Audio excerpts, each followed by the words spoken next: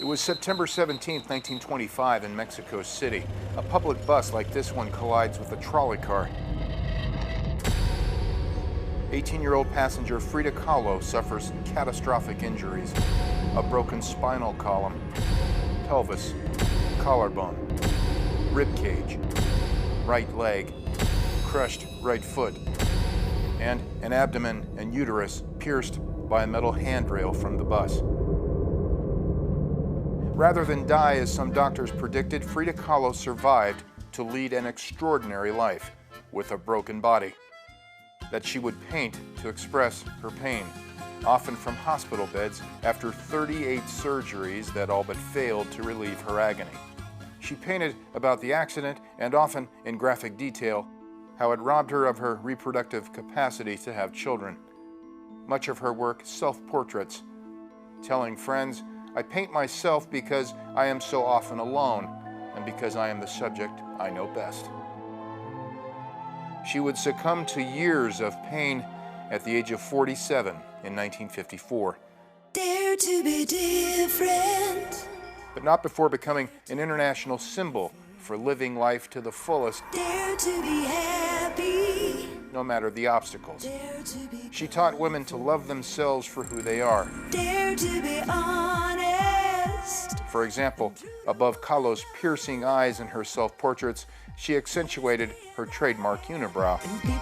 And as seen above her seductive lips, it was clear she was not a woman who waxed. Dare to be different. And she would become an unlikely fashion icon, wearing simple but vibrant village dresses to honor her mother's indigenous roots. Dare to be colorful. That landed her on the cover of Vogue. Honest. She smoked and drank and cursed like a sailor, and was considered a feminist icon long before there was such a thing in macho Mexico, before women could even vote. When her famous painter husband Diego Rivera carried on extramarital affairs, she carried on her own with the likes of Trotsky to dancer Josephine Baker. 60 years after her death, her spirit still inspires admirers young and old. Though just where her fiery grit and determination came from had remained all but a mystery to the public until the discovery recently of thousands of her personal photos locked and hidden away for half a century at her lifelong home in Mexico City known as the Blue House. More than 200 of these intimate family photos are now part of a traveling exhibit around the world, most recently held at Tijuana's Centro Cultural. Visitors lining up outside the door here for a rare glimpse into Kahlo's past, at all the people and events and photographs in her life that helped shape it, and that influenced her mesmerizing work. To begin with, her father was a photographer. One of the exhibit's organizers in Tijuana, Mario Echeveste, tells CCTV that Frida Kahlo's father, himself a noted photographer, was one of her earliest and greatest influences, a young bohemian named Karl Wilhelm Kahlo from Germany, who so detested his stepmother that at 19 he left home and sailed alone for Mexico, quickly changing his first name to Guillermo upon his arrival. Guillermo Kahlo became well known for his portraits of noteworthy Mexicans, among them then President Porfirio Diaz. Though friends said Guillermo's greatest pleasure was seemingly his own self-portraits.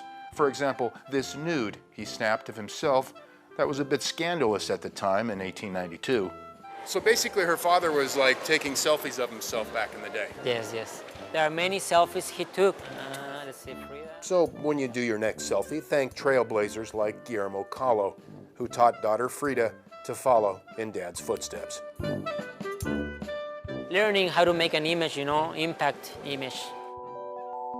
Frida Kahlo from an early age had grown accustomed to being photographed from her childhood through her teens and after her bus accident, a painful period said to have turned Guillermo old and gray almost overnight, and Frida would ultimately paint her father. Another moving section of the exhibit, The Broken Body, that gives visitors an up-close and personal look of Kahlo's many stays in hospitals, and how, yet through the pain of a twisted frame, she found beauty. For example, allowing herself here to be photographed in a playful and rather sultry pose during one such stay by noted photographer Nicholas Murray, who was also her lover for over a decade during her stormy on-again, off-again marriage with Diego Rivera. Though Kahlo, to the very end, said her heart had always belonged to Diego. One of the exhibit's more popular photos, this one of Diego that Frida had smacked with her lips. Or quirkier photos Frida took like this one, she simply called Diego's Eye, that she would incorporate a number of times in her paintings of Diego as her watchful mentor, lover, tormentor, and soulmate. And in her personal collection of photos, visitors catch a glimpse of others who shaped her views on life.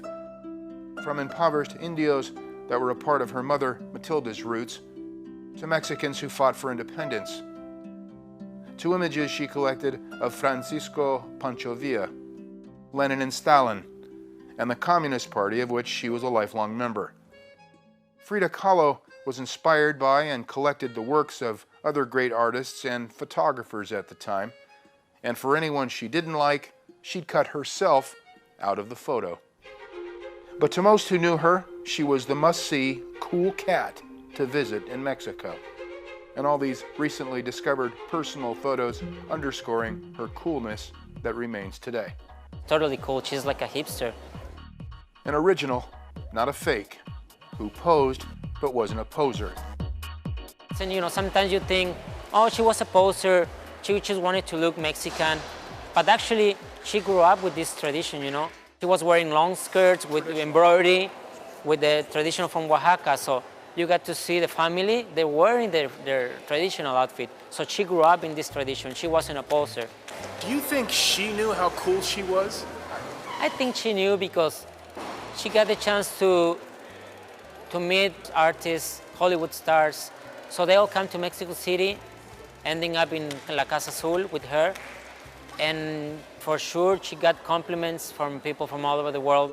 Mexican-American couple Arturo and Rosie Ramirez drove 4 hours from Los Angeles to see Frida's photos that they say left them feeling almost as if they'd met her in person. I never think I see something like this. Beautiful. Never. Beautiful, incredible. It was a dream. Trust me, a dream for me. Father was a very handsome man.